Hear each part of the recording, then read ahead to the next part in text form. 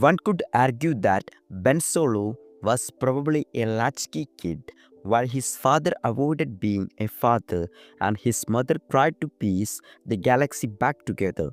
But Skelton Crew offers up the franchise's first true latchkey kid in one of its pin-sized leads, Vim. The Disney Plus series also pays homage to the children that Star Wars fans once were, as Vim gleefully plays with his Jedi action figures, acting out an epic battle before he heads down to eat a hearty breakfast of cereal and blue milk. His father throws a handful of credits down on the table and mentions that work will be keeping him late for the next few nights, so Vim will need to take care of himself. On his way to the tram stop, Vim meets up with his friend Neil, and the pair pretend to duel with their lightsabers as children are wont to do even in the Star Wars universe. The first half of episode 1 does an excellent job of setting up the world around Vim and his friends, and it's necessarily because we have never seen a planet quite like this one in all the franchise's myriad movies, series, and ancillary media. There are quaint cul-de-sacs, frog dogs barking at children, highways and underpasses, trams, and slick hoverbikes.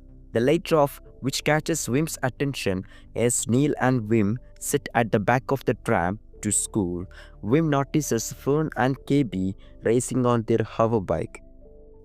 Once the children get to school, Skelton Crew sets up a few different dynamics with each of the young leads. Fern and KB are troublemakers. Neil is a good student with a crush on their classmate Rooney, and Vim is just scrapping boy in class. It's very Breakfast Club meets Star Wars. Ford and Watts also cleverly incorporate another old school 1980s style strop of having Undersecretary Farah shows up to talk to the students about the career assessment test which will be held the following day.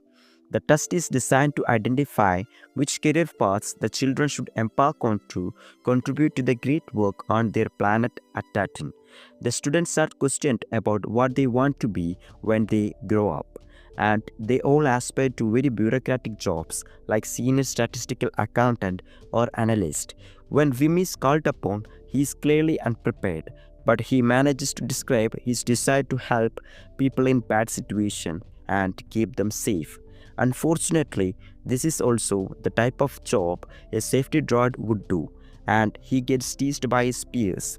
Later, Neil jokes that Vim just wants to be a Jedi, and given how obsessed his friend is, he isn't wrong.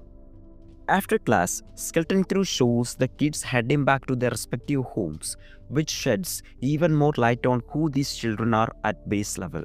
Neil comes from a large, loving family who welcome him home with the open arms and plenty of treats. Vim arrives at an empty house to fend for himself, and Fern is Undersecretary Farah's daughter.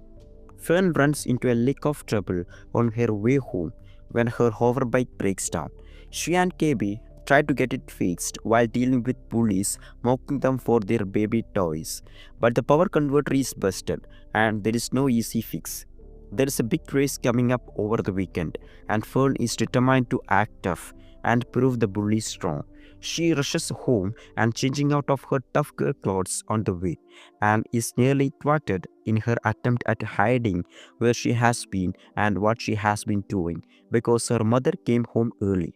It's clear that Fern doesn't want to disappoint her mother, but it also seems as though her mother has plans for her that don't necessarily line up with who Fern wants to be.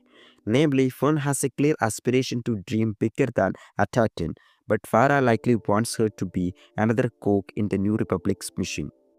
When Vim's father finally comes home from work, Vim has been studying and trying his best to prepare for the career assessment test.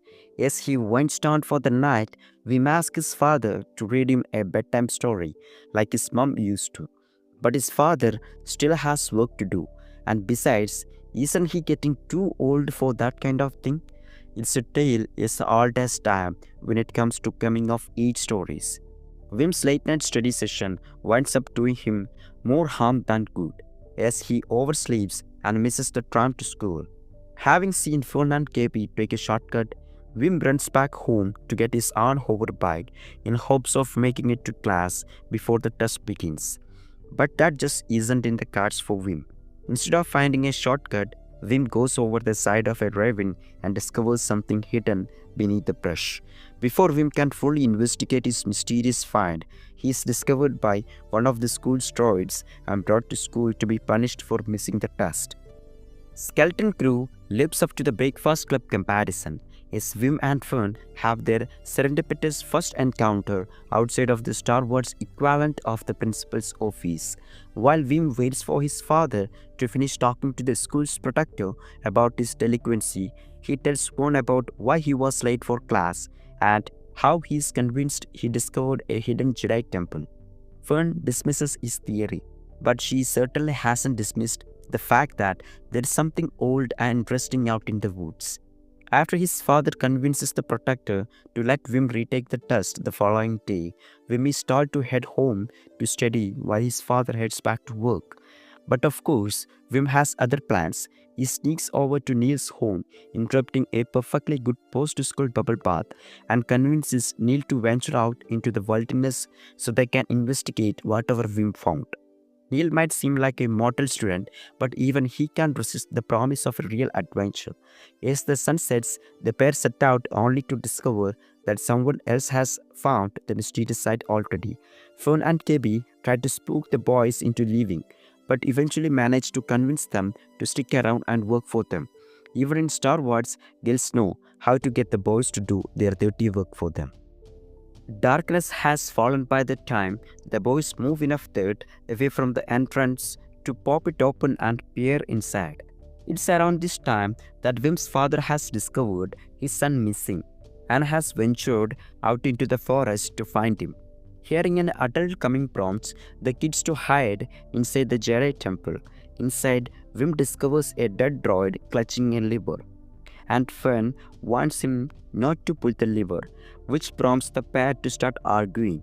While they argue, Neil gets up close and personal with the droid and accidentally spooks a small rodent-like creature that jumps out of the droid's cranium and causes the lever to be pulled. The lever closes the hatch they came through, trapping the children inside what is actually a large ship. The last 10 minutes of the episode see the kids poking around the ship, trying to find a way out while worrying about things like running out of air and not having any supplies to survive. Unsurprisingly, Wim and Fern butt heads, which is natural since she seems to be the oldest of the group and far more practical than Wim, with all of his delusions of grandeur. However, Wim is the one to find the ship's bridge, and that spells instant disaster for the kids. Fern warns him about not touching anything since KB has finally got the power sub and will be able to get the hatch open soon. But Wim just can't resist the impulsive urge to press a flashing button. The ship jolts to life, and before they can get safety out of the hatch, the ship is already rising high into the sky. Wim's father watches from the ground as his son dangles out of the hatch before the rest of the kids manage to get him safely back inside, and the ship takes off towards the barrier above the Atatan.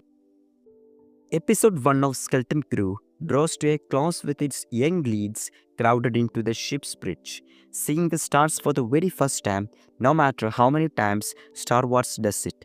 Watching characters experience space with childlike wonder will never get old, especially when it's wonder from a child.